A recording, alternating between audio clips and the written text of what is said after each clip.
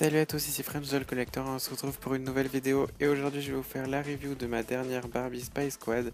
Donc c'est Barbie Spy Squad Renée, donc c'est un des personnages que j'aime beaucoup dans le film et aussi vu que la Barbie est asiatique forcément j'ai craqué.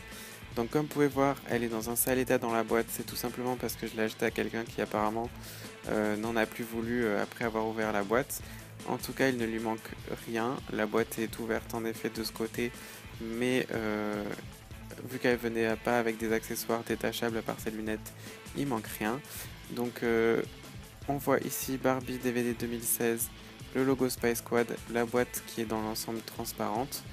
Au dos, on voit ce que fait Renée, donc elle est 2 en 1, elle peut changer de tenue, ainsi que son grappin qu'il a fait monter, et je vais vous montrer tout ça, des images du film et plein de blabla de Mattel. Du coup, je vais la sortir de la boîte et on se retrouve pour la review.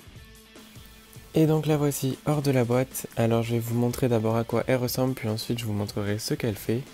Alors merci le chat de passer devant moi.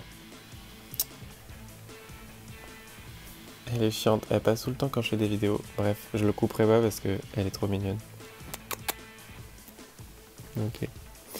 Donc voici Renée, donc de Spy Squad. Voilà, elle vient avec cette petite paire de lunettes toute simple, teintée dans les tons noir-gris. Elle a un magnifique visage, donc moi je suis super fan de ce visage de Barbie asiatique. J'essaie de toutes les avoir sauf les budget, mais par exemple les fashionistas je suis obligé de les avoir. Et c'est vrai que là je l'aime beaucoup. Elle a un rouge à lèvres rouge très pop et juste un peu d'eyeliner aux yeux, mais sinon pas de maquillage.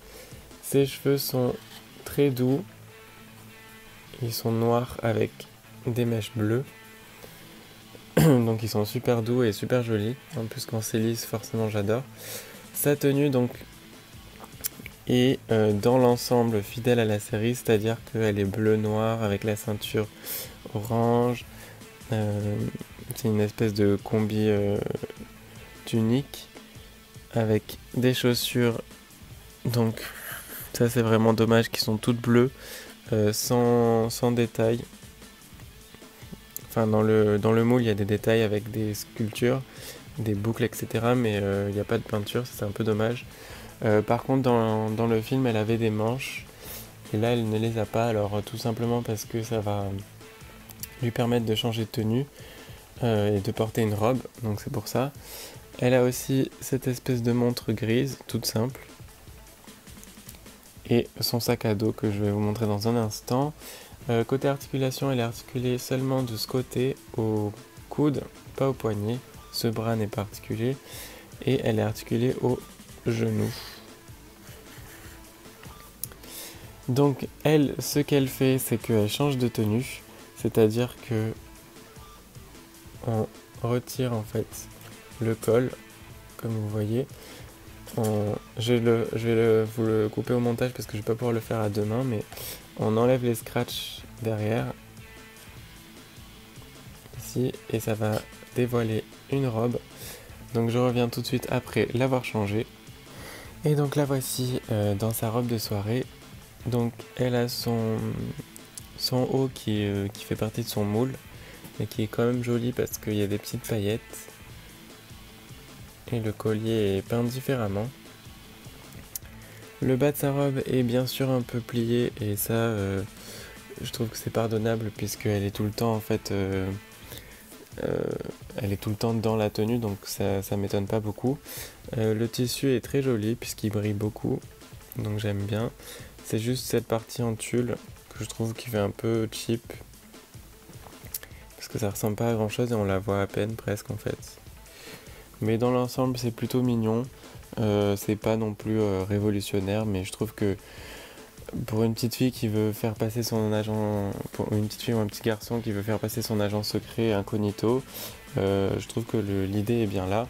Seul bémol, c'est que moi en tout cas ça me dérange, c'est ces chaussures qui font pas du tout chaussures de soirée, mais bien chaussures d'agent secret.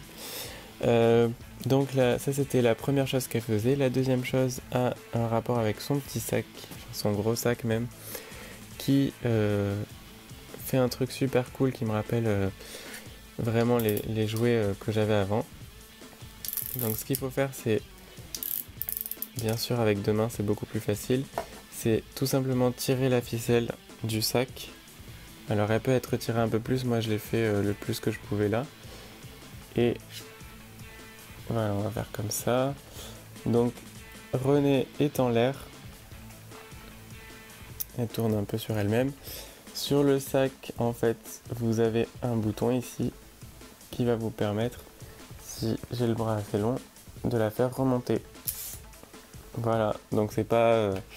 encore une fois, c'est rien de révolutionnaire, mais je trouve que dans le style, dans le thème, en tout cas agent secret, c'est super cool. C'est vraiment des idées pertinentes, je trouve. Et enfin, moi j'aime beaucoup. Surtout sachant qu'elle peut faire deux choses, donc c'est changer de tenue et le grappin. Et ça, je trouve ça génial. Du coup, en fait, c'est la dernière Space Quad que je voulais. Vous pouvez voir derrière que j'ai Barbie, la moto et l'agent Lady Cat, agent secret. C'est la dernière que je voulais. Teresa m'intéresse pas parce qu'elle a pas de tenue d'agent secret en fait. Elle est aussi 2 en 1. Mais elle a une tenue de serveuse et une tenue de soirée comme celle-ci. Moi je voulais absolument qu'elle ait au moins une tenue d'agent secret, c'est pas le cas, du coup je la prendrai pas. Et donc ma collection est complète, on va dire, en tout cas de celle que je voulais. Ma vidéo est terminée, n'hésitez pas à vous abonner à ma chaîne pour plus de reviews et à m'ajouter sur Facebook Alex Doll Collector. On se retrouve bientôt pour de nouvelles vidéos. Ciao ciao.